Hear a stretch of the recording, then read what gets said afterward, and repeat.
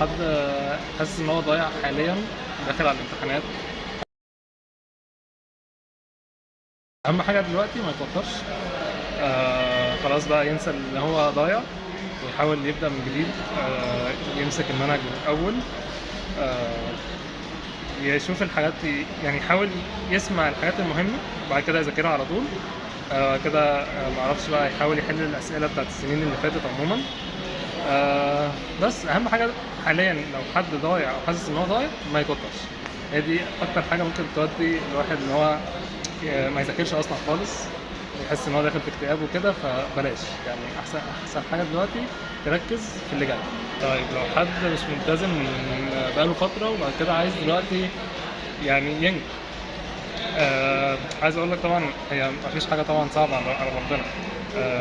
احنا مثلا هنا عندنا في طب الواحد اصلا ما بيلحقش يخلص المنهج غير قبل الامتحان بيوم.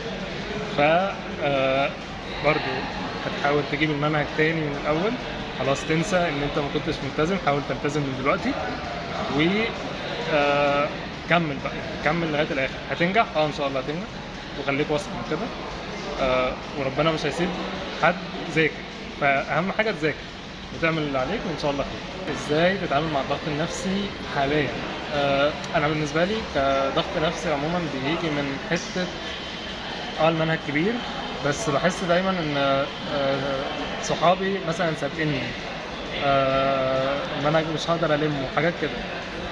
اهم حاجه تبص انت لنفسك، ما تبصش لاصحابك. هتلاقي في ناس كتيره سابقه وممكن مخلصه المنهج اصلا وبتراجع دلوقتي، مش مهم. خليك انت باصص لنفسك. حاول تتطور من نفسك انت في الوقت الفاضل وتذاكر كويس. وطبعا تحاول بقى تدعي كتير وتفضل بقى جنب ربنا كتير قوي قوي قوي الفتره دي، لان الصراحه هي كلها توفيق. بس لو حد بقى بتكلم الناس بقى المتفوقه شويه اللي عايزه تدخل القصر، هتعمل ايه؟ هو مش هتعمل حاجه، هتفضل زي ما هي. تحاول برضو تشد اكتر. و القصر العيني يعني كلية حلوة جدا، بس حاول برضو تكون فاهم ان الكلية غير الثانوي، فيها حاجات تانية كتير والضغط بتاعها ممكن يبقى اكتر شوية.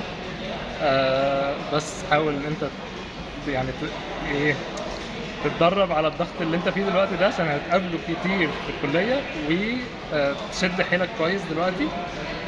بس ان شاء الله ترتاح شوية برضو في الكلية، يعني مش هنقدر نقول لا، بس ربنا معاك.